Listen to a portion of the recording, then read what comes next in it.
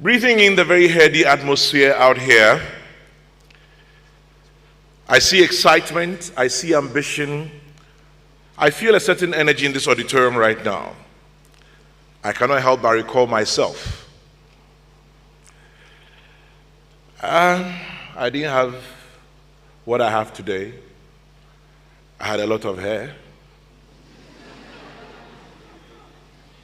I was much younger. I think I was handsome then. I was very skinny. I was about 25 years old. Innocent then, still innocent today. I like that. Full of dreams and energy like most of you are today. I was also ready, like some of my friends at the time, to launch myself into the world. I had the benefit of education, positive ambition, and friends who, like me, were ready to conquer the 1995 Ghana we found ourselves in, and also to be part of the future that we believe lay promisingly ahead. My dear graduates, it's a good thing you have a lot of energy, and it was good for us from the start, because life taught us that in addition to education and ambition, one, we needed to be flexible, to bend to accommodate the changes in our circumstances beyond our dreams, because our dreams were not going to be immediate. We had to learn to eat gari before we could afford rice. We also needed to be agile, to jump from opportunity to opportunity, because as you step out there, remember that not every opportunity is the opportunity. There'll be plenty of stop, go, rethink, go, jump ship, re-strategize, go moments. All of these will be along the path to success. Success can be likened to that cockerel which wakes us up every morning. I'm sure you know the familiar sound. Kokroko. Over the years, this cockerel gets better at crowing and sounds better every time it lets out that loud kokroko.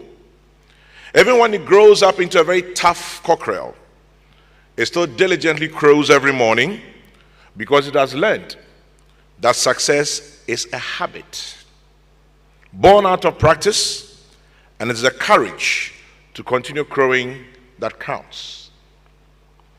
We also needed to be multidextrous, mentally and physically versatile, given that most of this time that life was teaching us to jump and land on our feet without breaking a sweat. We did not have the benefit of the internet and the multiple media channels currently available to all of us.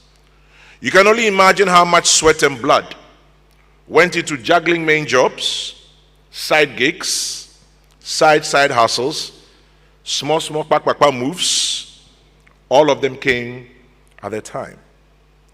We also needed to be deliberate in developing strong networks to succeed. Deliberate, but not parasitic. I'll explain the difference shortly to you. Deliberately developing a network takes time, effort, and a lot of hard work. You identify human resources who can help your upward journey, and you connect, you cultivate, and you maintain. Deliberate also means you sit with a pen and paper, make a list of different fields and who you know in those fields: academia, media, hospitality, healthcare, fashion, finance and investment, engineering, travel, public sector, private sector, and what have you. Who did you go to school with? Who do you hang out at the bar with? Who's your friend in church? What kind of circles do you keep? Everyone has a value and can be cultivated. So find out and make a link in your network that will help you. There's a difference between being deliberate and parasitic. You don't build a network with the sole purpose of benefiting off others or being parasitic, leeching off others and not giving anything back.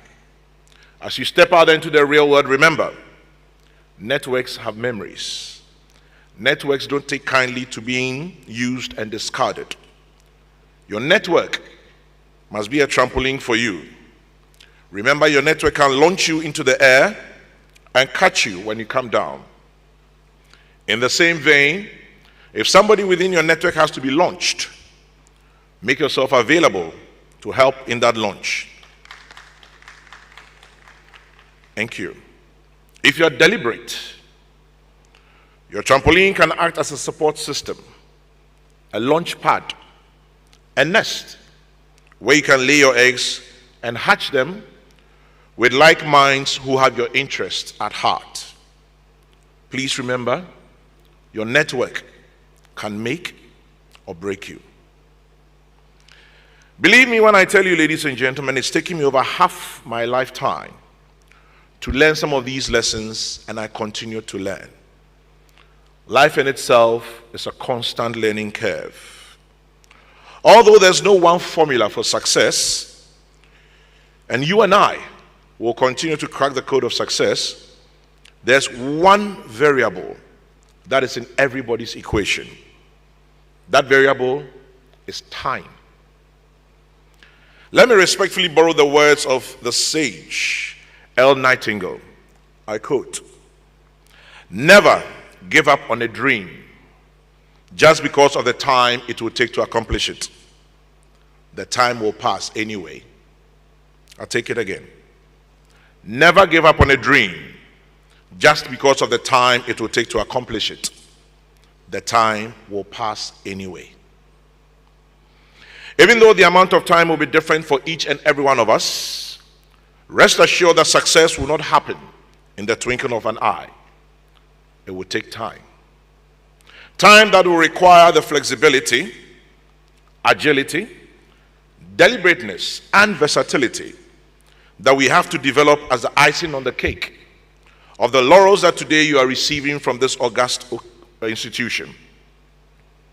My dear graduates, as you step out of this auditorium, I entreat you to build your own doors. Don't always wait for opportunities to come knocking at your door. Consider time to be your ally and use the skills and degrees you have worked very hard for over the last few years to also build and open doors for others who may be able to walk through and become successful. As you open those doors, most importantly, be less judgmental of people. You may not know the choices and options they've had. Remember, life is a learning curve. Keep crowing, kokoroko. Go out there and leave your mark. I wish you well. Thank you and good luck. Thank you.